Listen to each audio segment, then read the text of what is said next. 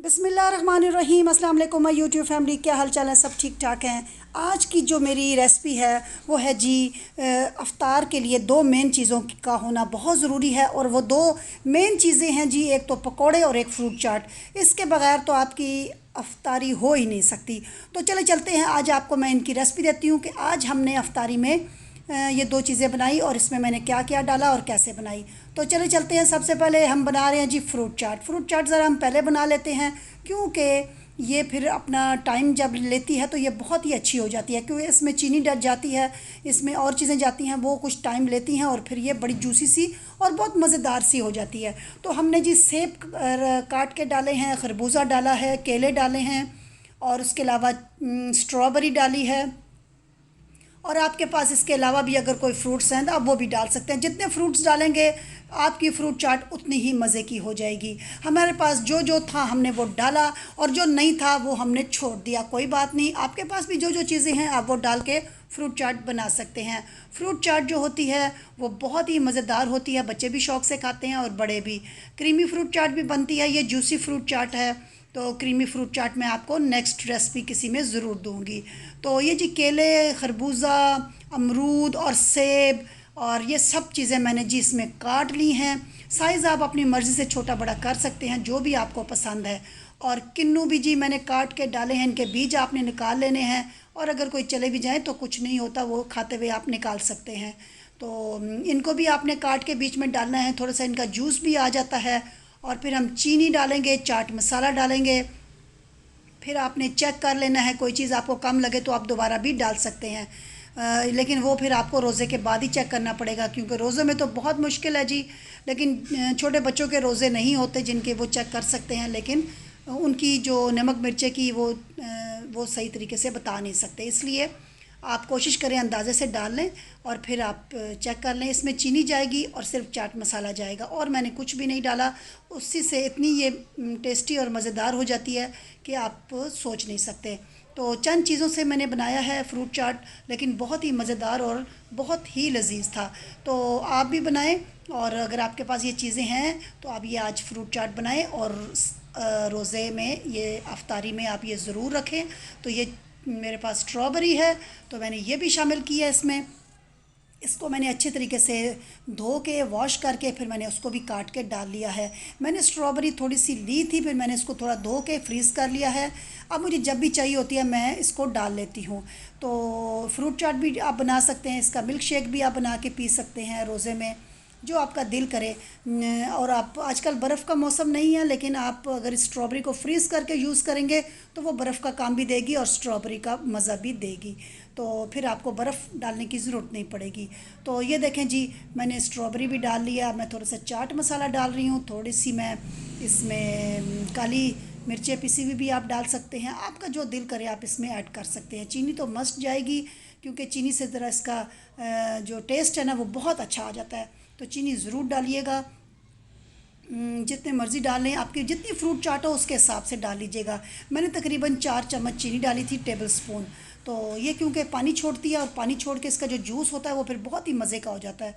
तो ये आप बनाएं, उसको बना के ज़रा पहले रख लें, ताकि आपकी जो है ना ये सेट हो जाए, इसमें से जूस जितना निकलना है वो निकल आता है, और फिर ये खाने में बहुत मज़े की होती है। ये काली मिर्चें मैंने बिल्कुल आधा चम्मच मैंने लिया है चाय का।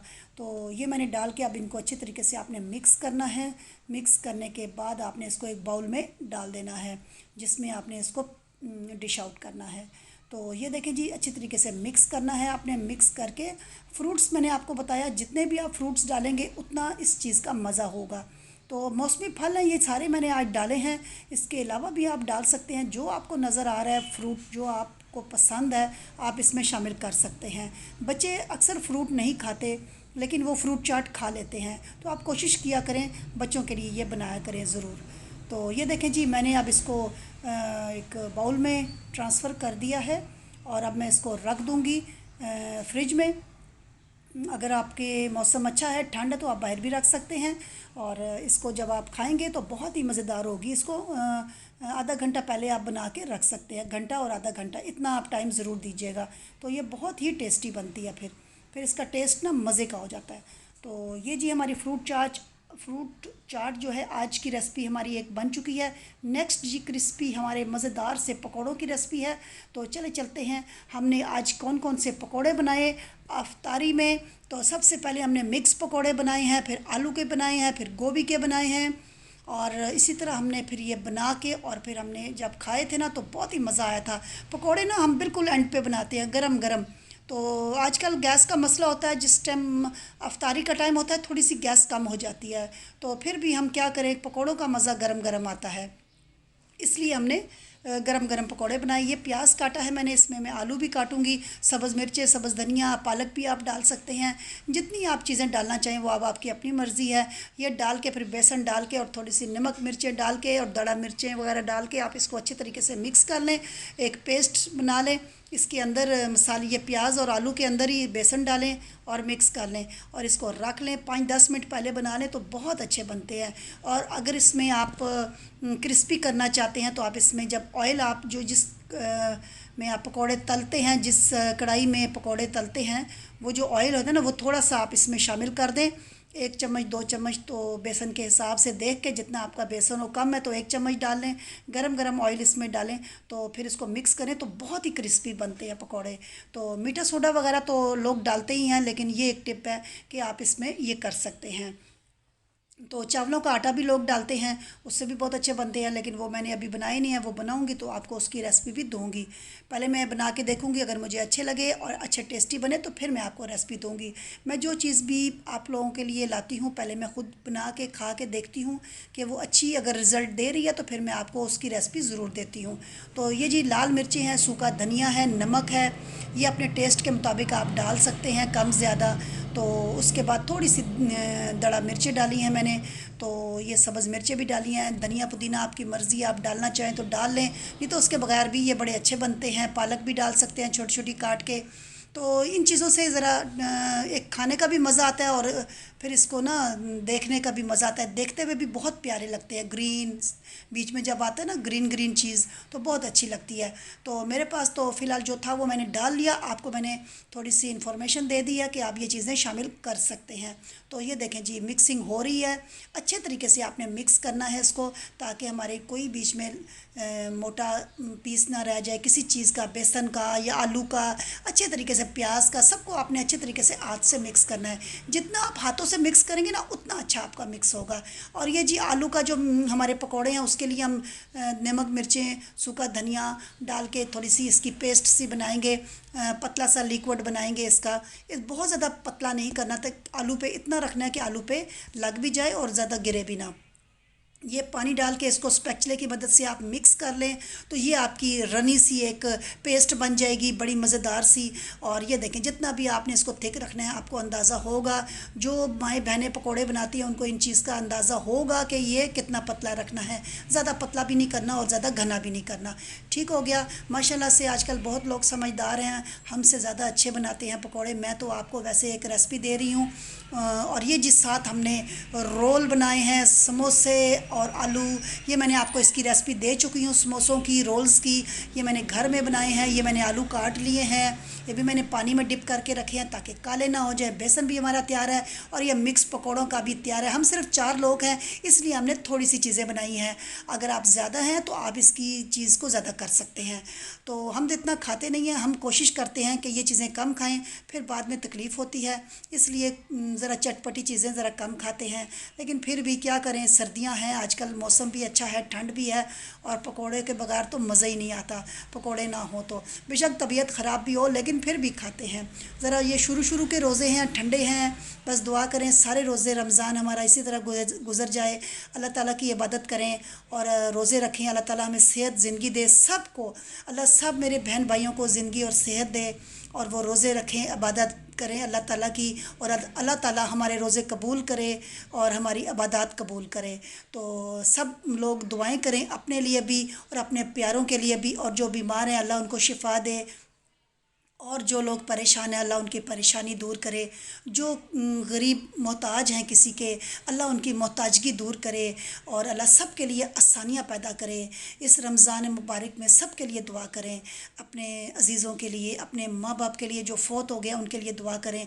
अल्लाह उनको जन्नतुल फ़िरदौस में आला मकाम दे और जिनके ज़िंदा हैं अल्लाह उनको भी सेहत और ज़िंदगी दे और उनको किसी का मोहताज ना करे।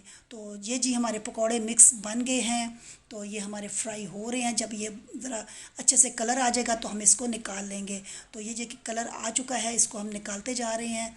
आप देखें जी, हम अच्छी तरीके से ऑयल निकाल के आपने इसको निकालना है, क्योंकि जब हम वो करते हैं ना, रोज़ा खोलते हैं तो ऑयली चीज़ें ज़्यादा खाने से ना फिर वो तबीयत भी हैवी हो जाती है। तो कोशिश करें अच्छी तरीके से ऑयल निकाल के फिर आपने रखना है। तो ये देखें जी, हमारे पकौड़े मिक्स तैयार हो चुके हैं। अब इसके बाद हमने क्या करना है, नेक्स्ट जो पकौड़े हैं वो डालने हैं। तो फिर हम गोभी के भी डालेंगे, तो फिर उसके बाद हम आलू के भी डालेंगे, फिर रोल्स भी तल लेंगे। तो ये सारी चीज़ें, रोल्स अगर आपने बनाए हैं, फ्रीज़ किए हुए हैं, तो कोशिश करें कि आधा घंटा पहले उनको निकाल लें ताकि वो बर्फ़ बने होते हैं तो वो अपनी जगह पे आ जाते हैं। फिर आप फ्राई करेंगे तो फिर बहुत अच्छे फ्राई होंगे, अंदर तक फिर वो पक जाएंगे, कच्चे नहीं रहेंगे, ठंडे नहीं रहेंगे। तो रोल्स भी हमारे अच्छे तरीके से फ्राई हो गए हैं। ये देखें जी, रोल्स साथ साथ जो चीज़ हमारी फ्राई हो रही है हम उसको निकालते जा रहे हैं। आलू के समोसे हैं मेरे, चिकन के हैं और वेजिटेबल्स चिकन रोल्स भी हैं। तो ये देखें जी, मैं आज आपको बता रही हूँ, हमारे साथ हमारे भाई हैं, उनको भी हमने अफ्तारी देनी थी तो इसलिए मैंने रोल्स ज़्यादा बना लिए थे, उनको भी अफ्तारी भेजी है। तो ये जी, आप भी अपने आगे पीछे देख लिया करें, किसी का कोई घर में नहीं होता पकाने वाला, कोई बीमार होता है तो कोशिश करें कि आप उसको अफ्तारी की चीज़ें जो भेज सकते हैं भेजें। ये भी एक सवाब का काम है, नेकी का काम है। इसमें रमज़ान में आपने पीछे नहीं हटना, आपने इसमें भरपूर हिस्सा लेना है। और ये जी आलू के पकोड़े अब बन रहे हैं मेरे। तो ये देखें जी, आज की मेरी अफ्तारी आप देख सकते हैं, हमारी छोटी सी दस्तरखान पे ये चीज़ें जाएंगी। हम इन चीज़ों से रोज़ा खोलेंगे। आपको कैसी लगी आज की मेरी रेसिपी, मुझे फ़ीडबैक आपने ज़रूर देना है और दुआओं में भी मुझे याद रखना है। रमज़ान है, सब के लिए दुआ करिएगा, मेरे लिए भी दुआ करिएगा। अल्लाह सबको सेहत ज़िंदगी दे, अल्लाह सब के रोज़े कबूल करे। तो ये देखें जी, हमारे आलू के पकोड़े भी तकरीबन तैयार हो गए हैं। आपने साथ साथ इसको हिलाते रहना है ताकि क्रिस्पी से हो जाए, मज़ेदार से हो जाए। तो ये जी, जब तैयार हो जाएंगे तो आपने इनको निकाल लेना है। आलू आपने कोशिश करना है कि पतले पतले काटने हैं, नहीं तो फिर वो कच्चे लगेंगे बीच में, फिर मज़ा नहीं आएगा। तो ये देखें जी, आलू के भी पकौड़े हमारे तैयार हो गए हैं। हम इसको भी डिश आउट कर रहे हैं। सारी चीज़ें हमने निकाल के रखते जा रहे हैं। जैसे ही हमारी चीज़ें तैयार हो जाएंगी हम अपने दस्तरखान पे ले जाएंगे और फिर हम रोज़े की खोलने का इंतज़ार करेंगे और फिर हम रोज़ा खोलेंगे इन्हीं चीज़ों से। और अल्लाह ताला का शुक्र अदा करेंगे कि अल्लाह ताला ने हमें इतनी अच्छी चीज़ें दी हैं रोज़ा खोलने के लिए। उस ज़ात करीम का बहुत बहुत शुक्रिया अदा करेंगे कि हमें अल्लाह ताला ने इतनी हिम्मत दी है कि हम बना के खा रहे हैं। तो नमाज़ पढ़ें, 5 वक्त की नमाज़ पढ़ें, कुरान पढ़ें, जितना भी आपके पास टाइम हो आप अल्लाह की इबादत ज़रूर करें। दुआओं में मुझे याद रखिएगा। इजाज़त दीजिए। अल्लाह हाफिज़।